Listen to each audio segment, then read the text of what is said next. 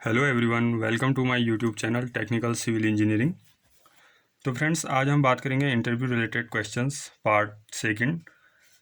First part जो आपका first है वह टेक्निकल टर्म से रिलेटेड पहले जो है वीडियो अपलोड हो चुका है। प्लीज़ जिन लोगों ने वो वीडियो नहीं देखा है प्लीज़ वो वीडियो देखिए। और ये है आपका इंटरव्यू रिलेटेड क्वेश्चंस, या हम कहें कि टेक्निकल टर्म्स पार्ट सेकंड। तो आज हम जो है इसमें जो डिफरेंट हमारे कंस्ट्रक्शन मटेरियल्स होते हैं उनके हम यूनिट वेट या डेंसिटी की बात करेंगे, क्योंकि आपको पता है कि आपके कंस्ट्रक्शन मटेरियल कई प्रकार के हैं। इतने यूनिट वेट जो है एक साथ डिस्कस न करके आज मैंने केवल जो है 8 टॉपिक्स रखे हैं यूनिट कंस्ट्रक्शन मटेरियल के। आज हम इनके यूनिट वेट्स के बारे में जो है बात करेंगे, क्योंकि कहीं पे भी आप इंटरव्यू में जाइए तो वहाँ पे जो है आपसे इस तरीके के यूनिट वेट जो है पूछे जाते हैं और आपके एग्जाम में भी आते हैं, सीधे सीधे देखने को मिलते हैं और वन लाइनर क्वेश्चन हैं आपके। तो जैसा कि आपको पता है कि चैनल हमारा जो है टेक्निकल सिविल इंजीनियरिंग है, ये आपके फ्रेशर स्टूडेंट्स के लिए भी बेनिफिशियल है, टेक्निकल स्टूडेंट्स के लिए भी और साइट इंजीनियर के लिए भी।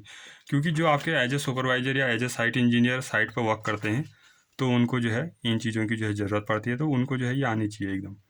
तो अब हम बात करते हैं यूनिट वेट। तो सबसे पहले आपका आरसीसी है, यानी कि रेनफोर्स सीमेंट कंक्रीट। तो रेनफोर्स सीमेंट कंक्रीट का जो यूनिट वेट है आपका, अगर किलो न्यूटन पर मीटर क्यूब की बात करें तो 25 किलो न्यूटन पर मीटर क्यूब।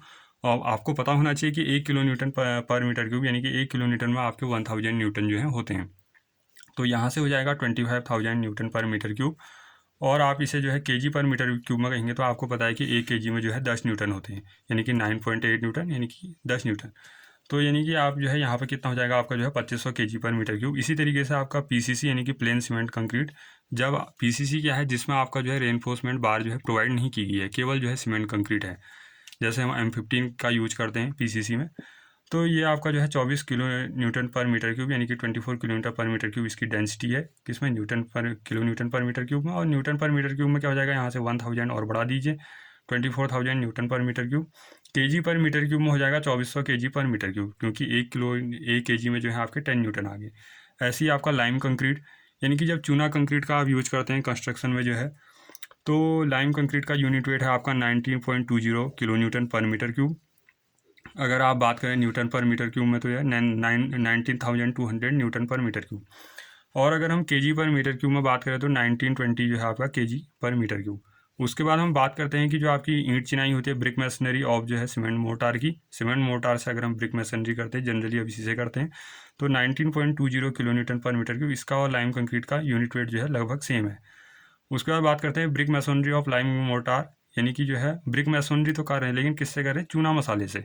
अभी सीमेंट मसाले का यूज था, अब जो है चूना मसाला लाइम मोर्टार, जो आपके जो जब तक आपका जो है सीमेंट का यूज नहीं किया था उससे पहले ज़्यादातर आपके जो भी कंस्ट्रक्शन वर्क होता था लाइम को मोर्टार से जो है किया जाता था। तो इसका यूनिट वेट 17.60 किलो न्यूटन पर मीटर क्यूब। न्यूटन पर मीटर क्यूब में है 1700 जो है 600 न्यूटन पर मीटर क्यूब। आप केजी पर मीटर क्यूब में कितना कहेंगे, 1760 आपका कितना हो जाएगा केजी पर मीटर क्यूब में हो जाएगा। बिटुमिन की बात करते हैं। बिटुमिन का आपका यूनिट वेट है आपका 10.4 किलो न्यूटन पर मीटर क्यूब। अगर न्यूटन पर मीटर क्यूब में कहें तो 10,000 जो है 400 न्यूटन पर मीटर क्यूब। और केजी पर मीटर क्यूब में हो जाएगा 1040, यानी कि 1000 जो है 1040 केजी पर मीटर क्यूब। उसके बाद अगर स्टील की बात करें, स्टील का यूनिट वेट, अब आपका जो स्टील का यूनिट वेट है और सीमेंट का यूनिट वेट है और आप आरसीसी पीसीसी, ये 4 यूनिट वेट ऐसे हैं जो आपसे जो है बार बार पूछे जाते हैं। तो इनको प्लीज़ जो है इनको क्या इनके साथ साथ आप जो है जितने भी आपको यूनिट वेट यहाँ पे दिखाए गए हैं आप जो है सब जो है आपको एकदम जो है कंफर्म होनी चाहिए। तो उसके बाद क्या है, जैसे स्टील है, स्टील का यूनिट वेट अगर किलो न्यूटन पर मीटर क्यूब में कहूँ तो मैं आपको जो है 78.5 किलो न्यूटन पर मीटर क्यूब। मैं किलो न्यूटन पर मीटर क्यूब, न्यूटन पर मीटर क्यूब और केजी पर मीटर क्यूब में आपको इसलिए बता रहा हूँ क्योंकि कहीं आपसे केजी पर मीटर क्यूब में पूछा जाएगा, कहीं आपसे पूछा जाएगा किलो न्यूटन पर मीटर क्यूब में, तो आपको जो है यूनिट को कन्वर्जन करना जो है आना चाहिए। तो यहाँ से स्टील का आ जाएगा केजी पर मीटर क्यूब में 7850 केजी पर मीटर क्यूब। उसके बाद फ्रेंड्स हम बात करते हैं सीमेंट का। सीमेंट का यूनिट वेट क्या है आपका 1440 केजी पर मीटर क्यूब, यानी कि 1440 केजी पर मीटर क्यूब जो है सीमेंट का आपका जो है यूनिट वेट है। उसके बाद फ्रेंड्स बात करते हैं जो आपसे जो है एज ए साइट इंजीनियर या एज ए साइट जब आप वर्क करते हैं एज ए सुपरवाइजर या एज ए साइट इंजीनियर, तो आपको जो है ये चीज़ें जो है साइट पे जो है निकालनी आनी चाहिए। जैसे unit weight of steel bar है, आपको पता है कि साइट में जो है आपकी कई तरीके की स्टील बार आती है। प्लेन एफ ई जो है 250 आती है आपकी माइल्ड स्टील बार, या आपकी जो है एफ ई 415 HISD बार या एफ ई 500 ग्रेड की आपकी स्टील बार आती है। तो आपको यूनिट वेट निकालना आना चाहिए। साइट पर आप कैसे यूनिट वेट निकालेंगे, क्योंकि ऐसा होगा कि कहीं डाया अगर कम हो जाए तो आपका यूनिट वेट कम हो जाएगा, अगर डाया बढ़ाएंगे तो यूनिट वेट आपका बढ़ेगा। तो आपको इस साइड पे निकालना आना चाहिए।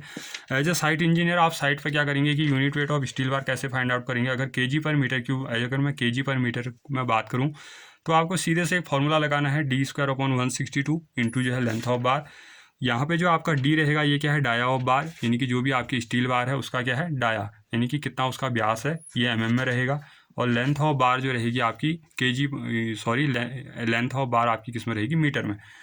जैसे मैं आपको यहाँ पे दिखाऊँ, ये आपकी एक प्लेन बार है, ये आपकी जो है HYSD बार है।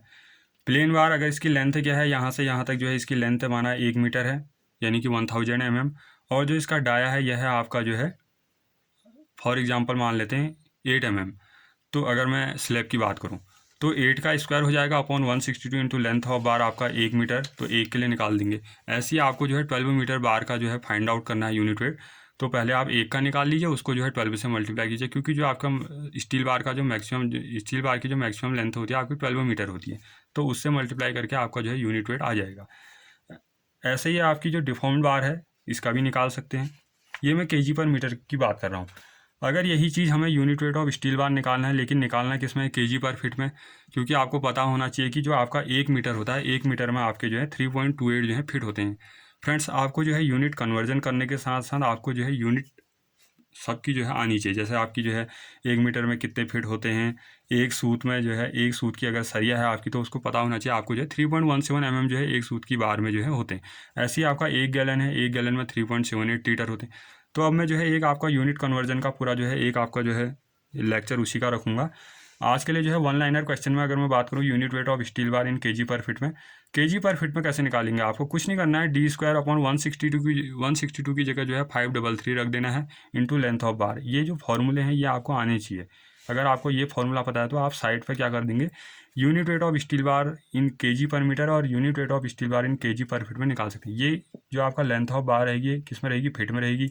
आपने 1 फिट, ये आपने क्या करना है, 1 मीटर में आपके 3.28 फिट होते हैं, तो आपने 3.28 फिट के लिए अगर ये निकाल दिया, अगर 1 फिट दिया है तो उसके लिए निकाल दीजिए, अगर 3.28 फिट है तो उसके लिए निकाल दीजिए। उसके बाद क्या करना है, लेंथ ऑफ बार आपको टोटल कितनी दी गई है, माना आपको फाइंड आउट करना है 10 मीटर के लिए, 12 मीटर के लिए। पहले आप जो है 1 मीटर में आपके 3.28 फिट हो गए, 3.28 फिट के लिए आप निकाल दीजिए, उसको जो है उससे मल्टीप्लाई कर लीजिए। उसके बाद फ्रेंड्स आगे बढ़ते हैं। एक सूत में आपके जो है कितने mm होते हैं, 1 गैलन में इतने लीटर, 1 मीटर में इतने फिट, इनको जो है आप अपने दिमाग में रखिए। उसके बाद बात करते हैं, कुछ फुल फॉर्म्स हैं जो आपसे जो है पूछी जाती हैं, आपके कई एग्ज़ाम्स में भी आती हैं।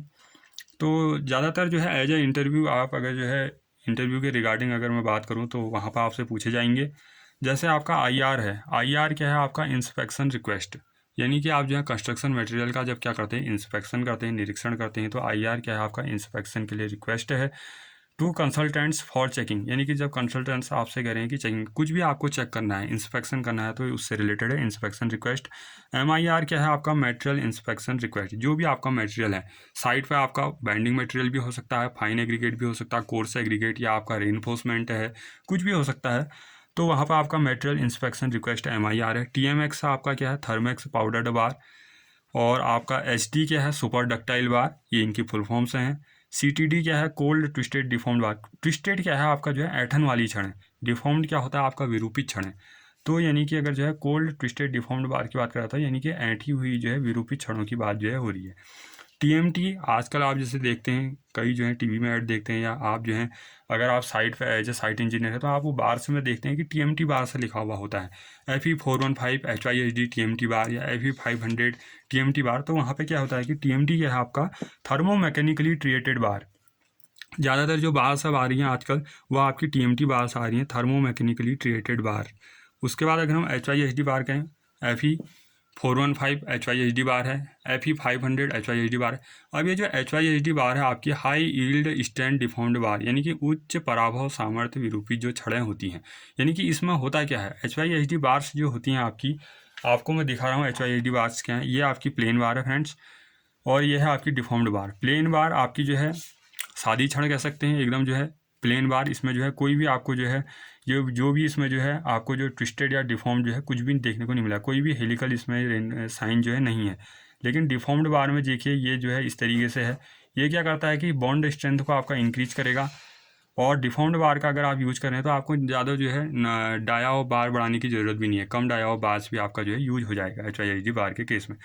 HYHD बार्स की आपको पता होना चाहिए कि जो बॉन्ड स्ट्रेंथ होती है कंपेरिजन टू आपकी प्लेन बार, माइल्ड स्टील बार Fe250 के कंपेरिजन में लगभग 40% जो है आपकी इसकी जो बॉन्ड स्ट्रेंथ होती है ज़्यादा होती है, इसलिए HYHD बार्स को जो है अपनाया जाता है।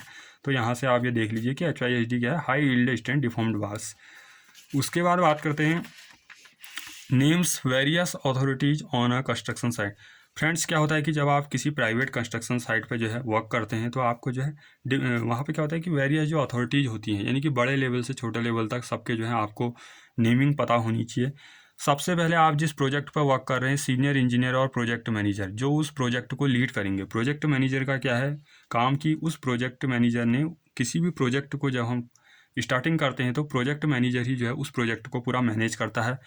PM के बाद आपका जो है CM का नंबर आता है, यानी कि कंस्ट्रक्शन मैनेजर। प्रोजेक्ट मैनेजर ने तो प्रोजेक्ट को मैनेज किया, फिर नीचे जो है किस पे रिस्पॉन्सिबिलिटी आई, कंस्ट्रक्शन मैनेजर पे। कंस्ट्रक्शन मैनेजर ने जो है उस रिपोर्ट को देखा, उन्होंने जो है क्या किया, साइट को कौन रिप्रेजेंट कर रहा है वहाँ पर, साइट इंजीनियर। तो साइट इंजीनियर की बात होगी, साइट इंजीनियर ने जो है पूरा कंस्ट्रक्शन मटेरियल से लेकर जो भी कंस्ट्रक्शन वहाँ पर हो रहा है तो उस कंस्ट्रक्शन का जो है पूरा इंस्पेक्शन करना है, पूरी उसकी रिपोर्ट तैयार करनी है और अपने ऊपर जो है कंस्ट्रक्शन मैनेजर को जो है उस रिपोर्ट को सौंपनी है। साइट सुपरवाइजर, साइट इंजीनियर के अंदर का जो है साइट सुपरवाइजर हो सकते हैं, 2 से 4 सुपरवाइजर भी हो सकते हैं और ज़्यादा भी हो सकते हैं। साइट सुपरवाइजर के नीचे कौन होगा, लैंड सर्वेयर होगा। एज ए सर्वेयर आपको पता है क्या काम होता है सर्वेयर का। उसके बाद उनके नीचे होगा कॉन्ट्रैक्टर, जो इस कॉन्ट्रैक्ट को लेगा या जो भी जो है इस प्रोजेक्ट के अंदर कॉन्ट्रैक्ट को लेकर अलग अलग छोटे छोटे हिस्सों में भी जो है इस कॉन्ट्रैक्ट बटा हो सकता है और बड़े एक ही कॉन्ट्रैक्ट में भी जो है बटा हुआ हो सकता है, ये कोई दिक्कत नहीं। उसके बाद आपकी मिस्त्री उसके नीचे आ गया कॉन्ट्रैक्टर के नीचे। और उसके बाद जो है या तो आपका बेलदार भी आ सकता है नीचे, जो मिट्टी वगैरह का कार्य करते हैं, जो भी सॉइल एक्सकेवेशन वगैरह वर्क वगैरह देखना होता है, बेलदार का काम। और इसमें जो है आप एक भिस्ती भी ऐड कर सकते हैं, जिनका काम क्या होता है पानी देना, यानी कि जो भी कंस्ट्रक्शन वर्क होता है तो उसको जो है नॉर्मल वेदर कंडीशन में जो है 5 to 7 डेज पानी देना होता है। और अगर आपकी जो है हॉट वेदर कंडीशन से हो तो 7 to 10 डेज जो है क्यूरिंग आपकी होनी चाहिए। क्योंकि अगर आप जो है किसी भी ग्रेड का, आप कितनी स्ट्रेंथ वाली ग्रेड का आप यूज कर लीजिए, यानी कि high strength grade of concrete का आप यूज कर लीजिए, अगर आप जो है क्यूरिंग नहीं कर रहे हैं, प्रॉपर आप क्यूरिंग नहीं कर रहे हैं तो उसकी स्ट्रेंथ जो है डिक्रीज हो जाएगी। तो क्यूरिंग मेन है।